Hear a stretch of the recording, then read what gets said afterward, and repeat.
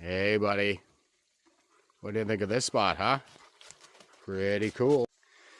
Hey, everybody. Jeff Evely here out in Cape Breton, Nova Scotia. Just going for a little walk in the woods. As you can see, these leaves are looking pretty spectacular out here. It's a really beautiful time of year on the Atlantic coast, the fall.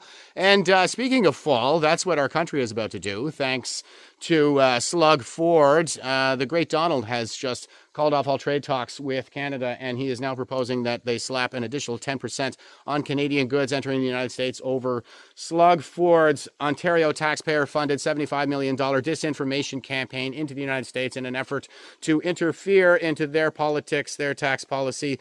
The great Donald also said that the negotiation team has been every bit as impossible to deal with as the Trudeau-era Liberals, because they're all the same people, and Carney was always the man behind the curtain. Justin Trudeau was always just the Wizard of Oz, and Carney was always the guy who benefited from Liberal policies like lockdowns that destroy the small business sector and soaked up all the wealth into the corporate sector for guys like Carney to enjoy. Meanwhile, Slug Ford just did a very cringy video with the most insanely progressive China bootlicking governor in all of the United States, Gavin Newscum. And I think it just goes to show that the problem we're having here in Canada is we don't have any real conservatives. They're all progressives, and progressivism is a cult. And the people in the cult are those who are saved, and those of us who are not in the cult are those who are damned. None more so than the great Donald himself. And so it seems to be the case that these moronic progressives like Slug Ford think that if they're mean to the great Donald, then that gives them leverage somehow. This is the guy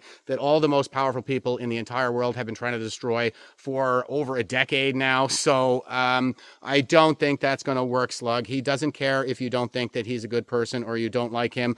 Time for you to man up and be an adult about this and, understand that the United States is a sovereign country that can decide its own tax policy. Okay, guys, that's it for me today, and you have yourselves a good weekend. Thank you.